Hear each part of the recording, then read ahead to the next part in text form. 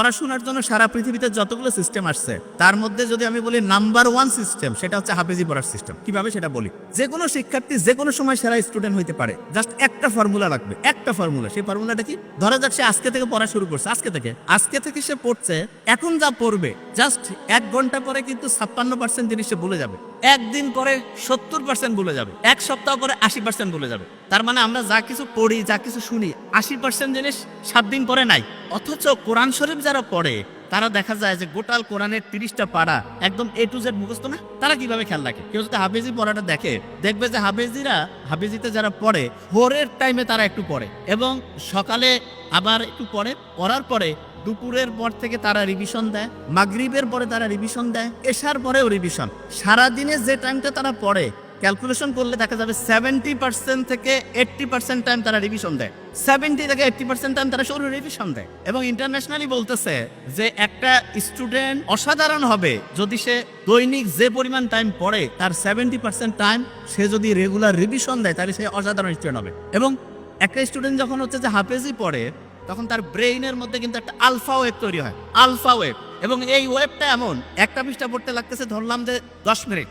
আপনি যদি আলফা ওয়েভে পড়েন, আলফা ওয়েভ ব্রেইনের মধ্যে, তাহলে আল্লাহর রহমতে আপনার ওই পড়াটা 2 থেকে 3 মিনিটে হবে। তার মানে স্বাভাবিকভাবে একটা পড়া আপনি যেই স্পিডে পড়েন, আলফা ওয়েভ থাকলে তার থেকে 4 থেকে 5 গুণ বেশি স্পিডে আপনি আল্লাহর রহমতে পড়তে পারবেন। তাহলে যারা কোরআনের হাফেজিতে পড়ে তারা কিন্তু ব্রেইনে আলফা ওয়েভ তৈরিটা অটোমেটেড হয়। ওই যে আমি যখন কোরআন তেলাওয়াত আমরা শুনলাম তখন এটা ভালো লাগছে না সবার? কোরআন যখন শুনলাম কি কারণে ভালো লাগলো? কারণ কোরআনের আয়াতগুলো আল্লাহ এমন ভাবে অ্যাসেম্বল করছেন, যখনই আমরা শুনি তখন ব্রেইনটা কুল ডাউন হয়। এবং ব্রেইনটা কুল ডাউন হয়ে গেলে ব্রেইনের মধ্যে প্রতি মুহূর্তে যে হচ্ছে বিভিন্ন ঢেউ আছে, ঢেউটা এমন লেভেলে আসে যেটার নাম হচ্ছে আলফা ঢেউ। এবং এই ঢেউটা ব্রেইনের জন্য খুব উপকারী।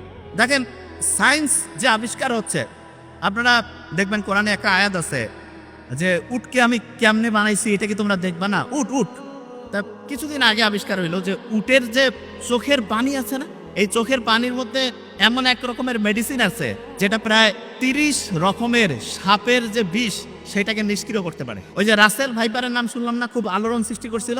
সেই রাসেল ভাইপারের যে বিষ ভয়ঙ্কর, মুহূর্তের মধ্যে মানুষকে ধ্বংস করে ফেলে, সেই বিষকেও নিষ্ক্রিয় করার ক্ষমতা বিজ্ঞানে দেখছে যে উটের যে চোখের পানি সেটার মধ্যে আছে। আল্লাহ যে বলছে যে উটকে আমি কিভাবে বানিয়েছি সেটা কি তোমরা দেখবা না? কি অসাধারণ! আল্লাহর কথাগুলো এখন বিজ্ঞানীরা দেখতেছে, যা কিছু বলে গেছে প্রত্যেকটাই সায়েন্সের সর্বোচ্চ লেভেলে।